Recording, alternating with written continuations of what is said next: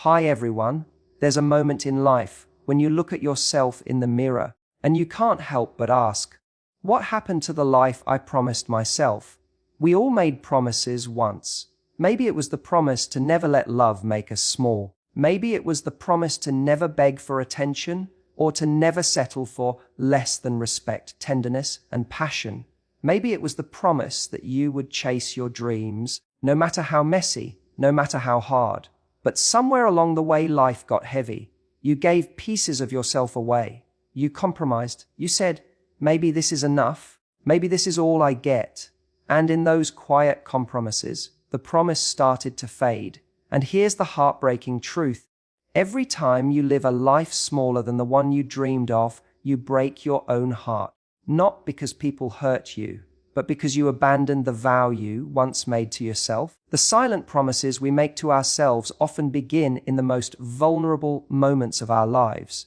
They aren't loud declarations, and they're not the kind of promises we write down for the world to see. They're whispered in the quiet, usually when no one else is watching. Sometimes they come to us in heartbreak, when the pain is so sharp that we tell ourselves, I will never allow this to happen to me again. Sometimes they come in moments of longing, when we see a version of life or love that feels so right, and we vow, one day, I will have this too. These promises are born out of our truest selves. They're not shaped by society, by family, or by what others expect of us. They come from that deep, instinctive place inside that knows what we really need, what we truly deserve, and who we have the potential to become. You might not even remember the exact day you made it, but you remember the feeling. It was that spark of hope, the image of a life that looked freer, more alive, more filled with love and purpose than the one you were living at the time. And yet, as life moves forward, those promises often get buried. The noise of responsibility, the weight of survival, the desire to be accepted or loved. These things start pressing down on us, and in the process, the voice of that promise gets quieter. We begin to tell ourselves that it was naive, that maybe we were unrealistic, that life is about compromise, and we shouldn't expect too much. Slowly, the promise we once clung to with such conviction turns into a memory we're almost embarrassed to believe in anymore. Those silent promises matter more than we realize. They're not random fantasies. They're the most honest reflection of what our heart knows we need. When you made that promise, it was your soul trying to guide you. It was you saying, this is the life where I will be whole. Ignoring that voice doesn't erase the promise. It just creates a gap between the life you're living and the life you were born for. And that gap shows up in ways we can't always explain. It's the emptiness you feel even in a crowded room. It's the quiet ache of being loved but not truly seen. It's the frustration of achieving so many things, yet still feeling unfulfilled. That's not because you're ungrateful. It's because you've strayed from the vow you once made to yourself. What makes this so emotional is that no one else can hold you accountable to that promise. Only you know what it was. Only you remember the exact feeling that birthed it. And only you can decide if you'll honor it or betray it. Sometimes we expect someone to rescue us, to remind us of who we are, to push us back on track. But life doesn't work that way. If anything, it will test your promise. It will present you with choices that seem safer, easier, more practical. And in those moments, it's not about whether life is unfair. It's about whether you will choose the life you once promised yourself or let it slip away piece by piece. The silent promises we make are sacred. They're the foundation of self-respect. To keep them alive is to say, I matter. My dreams matter. My heart deserves to be heard. And every time you honor one of those promises, no matter how small, you close that gap between the life you're living and the life you were meant to live. You return home to yourself. And that, in the end, is the truest form of love, keeping the promise you once made to your own soul. The weight of broken promises is something we don't often talk about, but we feel it every single day. When we think of broken promises, we usually think of what others have done to us, words they didn't keep, commitments they didn't honor, love they didn't follow through on. But the deepest wounds are not from promises others break, They're from the ones we break with ourselves. Because when you betray your own word, there's no one else to blame, no one else to point at. It's just you staring at yourself, carrying that heavy silence that says, I let myself down.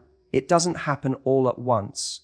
Rarely do we wake up one day and say, I'm going to abandon what I wanted. No, it's quieter than that. It's in the moment you say yes to something you know doesn't honor you.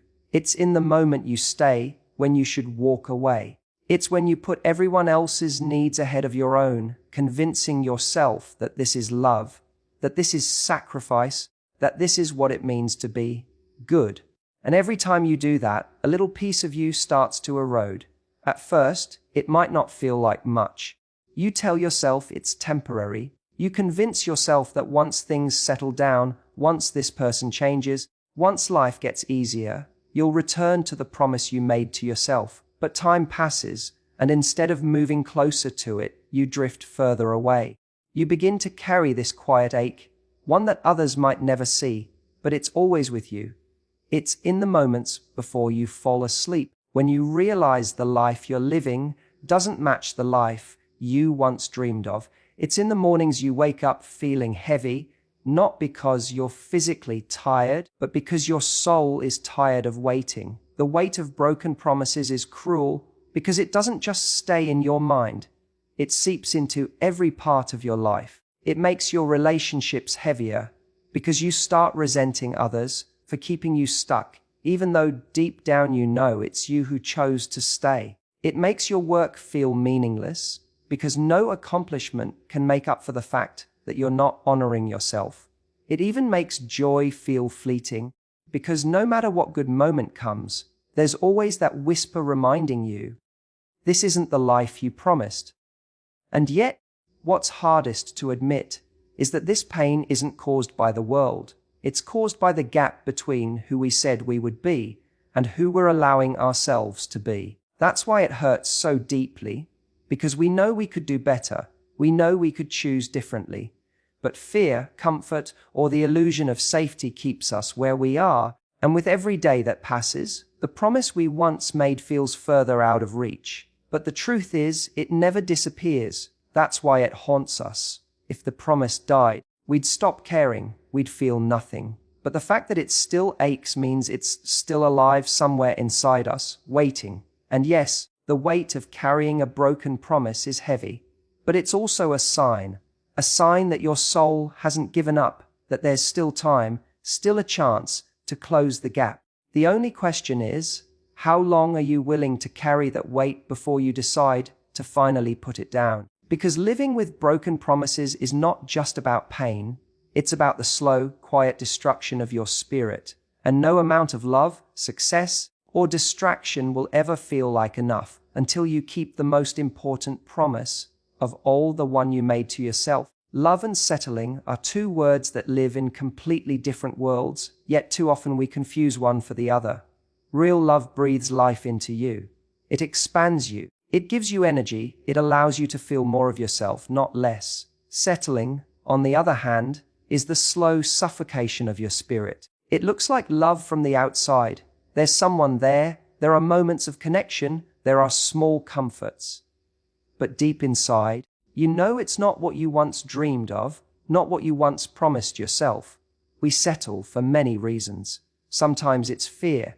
The fear that we won't find anyone else. The fear that time is running out. The fear that being alone will be worse than being half loved.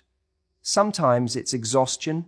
After heartbreak, we convince ourselves that maybe this is enough. Maybe it's better to have something than nothing.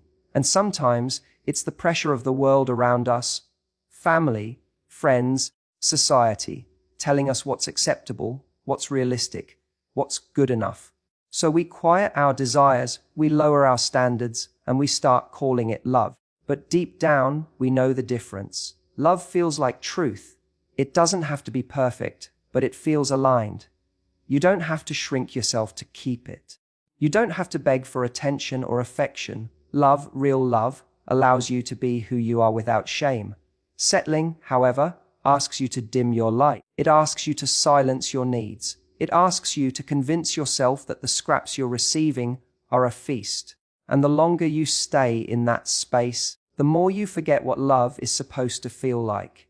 There's a deep sadness in settling because it doesn't just rob you of passion, it robs you of dignity. Every time you tell yourself, this is fine, when your heart knows it's not, you chip away at your own self-worth. You begin to believe you don't deserve more. You start to confuse stability with happiness, companionship with intimacy, routine with fulfillment. And yet, in the quietest moments, when you're honest with yourself, you feel the truth. You know you've betrayed the life you once promised. The hardest part is that settling often disguises itself as safety. It gives you something to hold on to, even if it's not what you need. And safety can feel intoxicating when you've been hurt. But there is no true safety in a love that doesn't honor you, because deep inside you'll never stop yearning.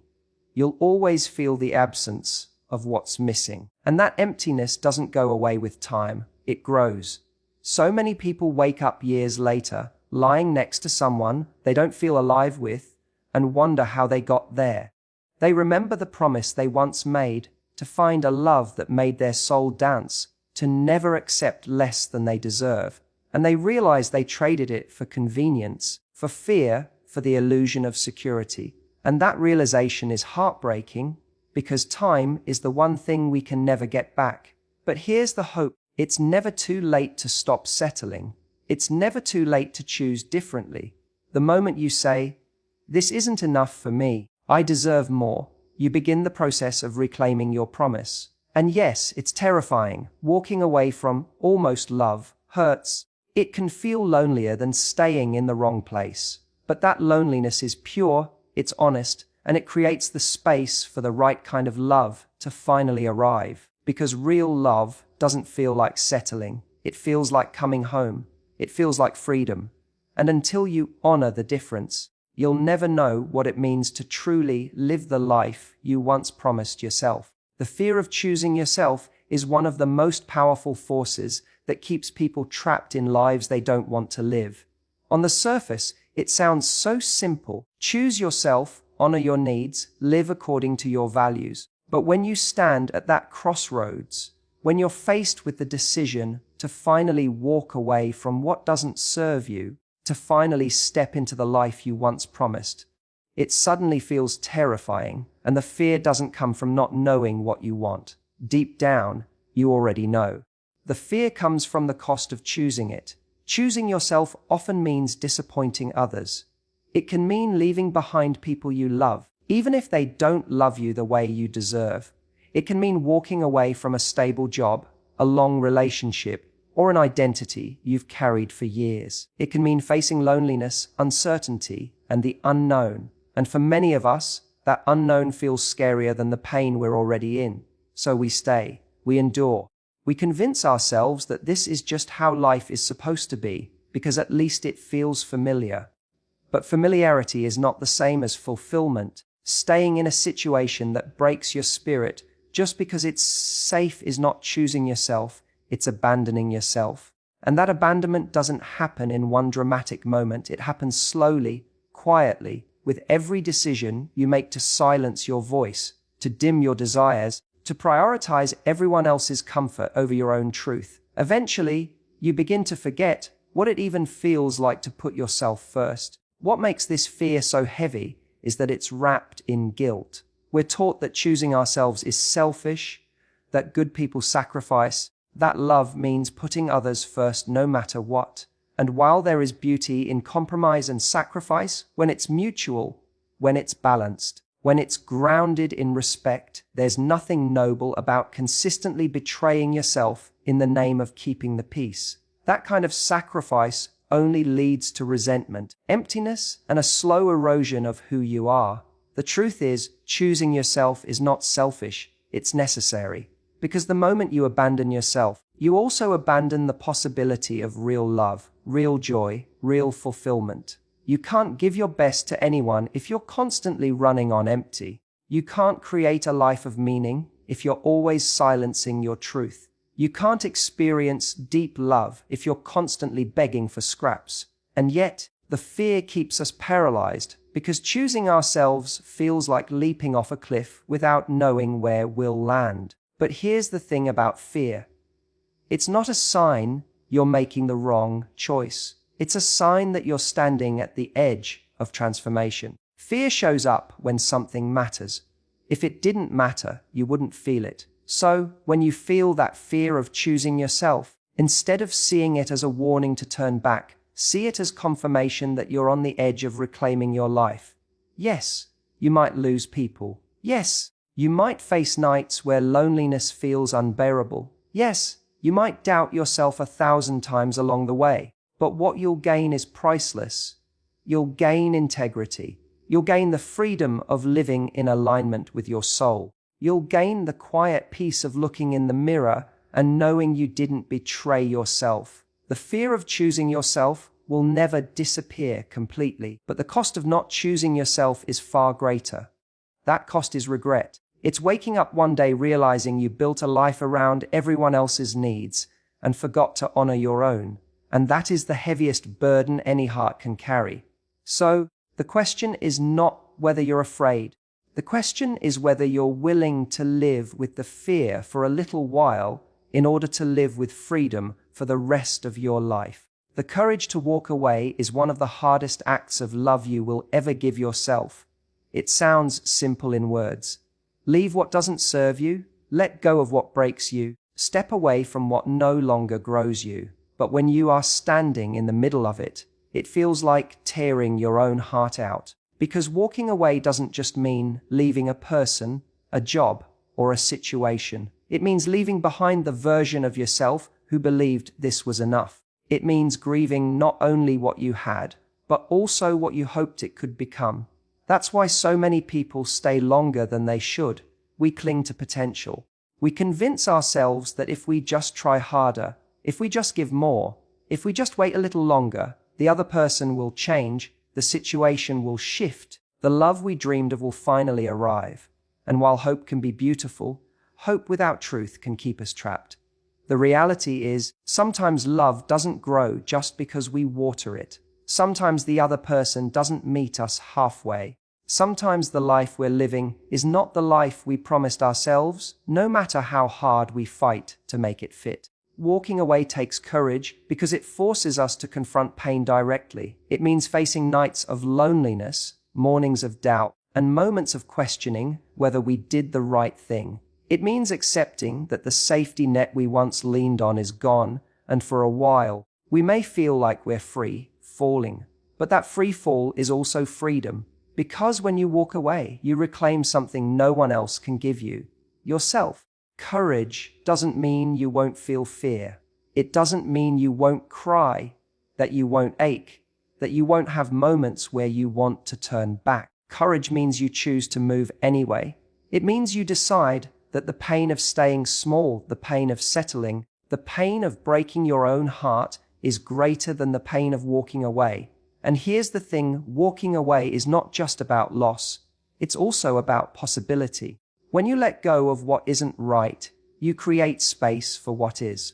When you stop pouring your love into a place that can't hold it, you open yourself up to a love that can. When you release a life that keeps you stuck, you give yourself the chance to build the life you once promised. And yes, it's terrifying. Yes, it might mean you spend time alone. But loneliness with self-respect will always feel lighter than togetherness built on self-betrayal. The courage to walk away is the bridge between the life you're surviving and the life you're meant to live. Without it, you remain stuck in cycles that repeat over and over, hoping for different outcomes from the same choices. With it, you step into the unknown, but that unknown is where growth, healing, and true love live. So, when you feel that tug in your chest, when you hear that quiet voice whispering, "This isn't it, this isn't enough," honor it. That is your soul asking you to be brave. That is your future self calling you forward. And yes, your heart will break when you walk away, but sometimes a heart has to break open to finally make room for the life it deserves. The courage to walk away is not about rejecting others. It's about choosing yourself. And when you choose yourself, you begin to live with a kind of strength and peace that no one can ever take from you. Because no matter what you lose, you will always know you did the bravest thing anyone can do. You kept the promise you once made to your own heart. Reclaiming the promise is about remembering who you were before life, heartbreak, and disappointment convinced you to settle for less. It's about going back to that pure, unfiltered voice inside you, the one that once said, "I deserve more, I was made for more, I will live a life that feels true to me." That promise didn't die just because you stopped listening to it. It's still there, waiting, alive in the quiet corners of your heart, and the act of reclaiming it is one of the most beautiful, powerful, and healing things you can ever do for yourself. So often, people think it's too late. They look at their age, their mistakes, the years they've invested in the wrong places, and they tell themselves, "I missed my chance. That life I once dreamed of is gone." But that's a lie born of fear and regret. The truth is, as long as you are breathing, as long as